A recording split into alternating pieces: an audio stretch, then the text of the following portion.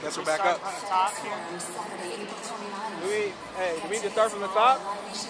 Or just kind of go where we are? Hey, start from the top, right now. For more, visit janetjackson.com. Start from the top. All right. All right. Countdown.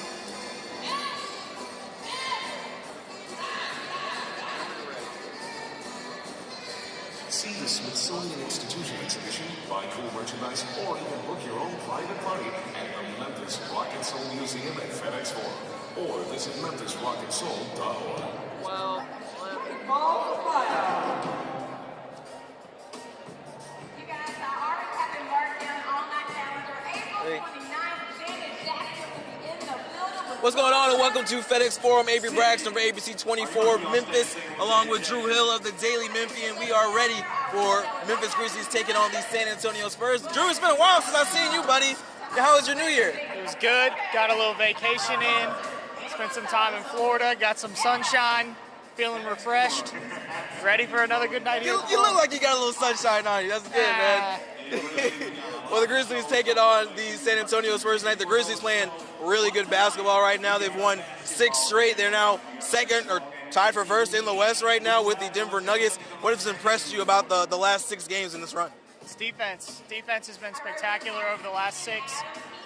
They're right there at the top of the league as far as defensive rating.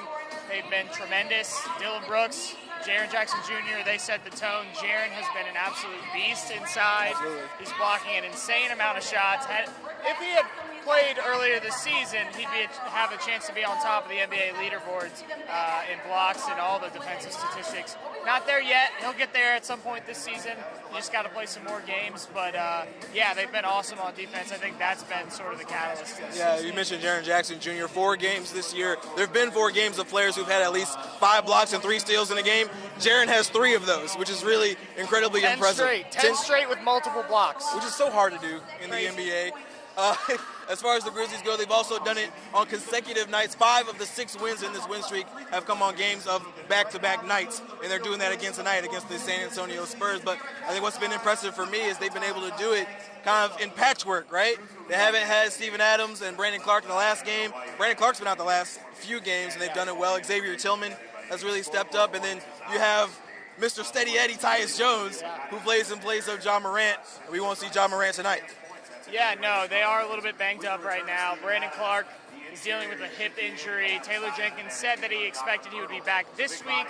Now it's looking more like next week. Still nothing to be alarmed about. It's just a minor injury thing with the hip. So they're still waiting to get him back. Ja's been dealing with some soreness on his thigh, leg area. Happened during the last back-to-back. So he's sitting out 2 games tonight. Again, another thing, not that the team isn't very worried about at this point. But yeah, they've continued to win. The system always seems to work. It's a credit to Taylor Jenkins. It's a credit to the guys that step up. We didn't think that they would have great depth this season the way that they did a season ago, but I think Santi Aldama's been better than people have expected. John Conchar given them good minutes. David Roddy's stepping up. So yeah, it's been very impressive to see what they've been able to do even with guys in and out of the lineup recently. Yeah, you definitely make a great point. I think we've also seen kind of the reemergence of Desmond Bane as well. Had 24 points in that last game last night against the Utah Jazz, but he also had 9 assists, which is really impressive. A career-high 9 assists. He had a double-double last week against the Orlando Magic. That's his first ever career double-double. So he's kind of starting to find his legs. I think he said he's not quite there yet with his conditioning quite yet, but it's been nice to see him kind of catch his stride a little bit as we start to get into this push towards the All-Star game here in a couple weeks. On the Spurs note, there will be no Keldon Johnson tonight, who is their leading scorer, but they will have Jacob Poeltl, who is available after he missed the last couple of games. So it'll be interesting. What storyline kind of interests you the most coming into the Spurs matchup? Well, before I would have said it was Ja versus the Spurs. He seems to always play well against the Spurs. Averages like 40 points Yeah, the last 3 games. No Ja tonight means the Jones brothers are squaring off. Trey Jones, Tyus Jones. I'm sure Debbie Jones, their mom, will be here in the stands. She's a very nice lady. I've had the chance to talk with her a few times. Very proud of her sons. So that'll be fun. Trey Jones has played really well for the Spurs this season. He's taken on that role as the lead guard.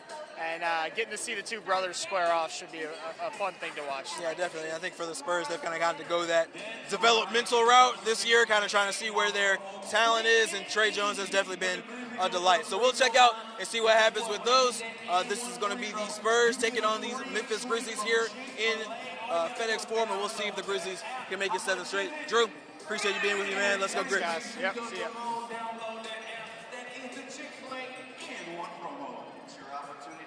Appreciate it, man. Thank you. No problem.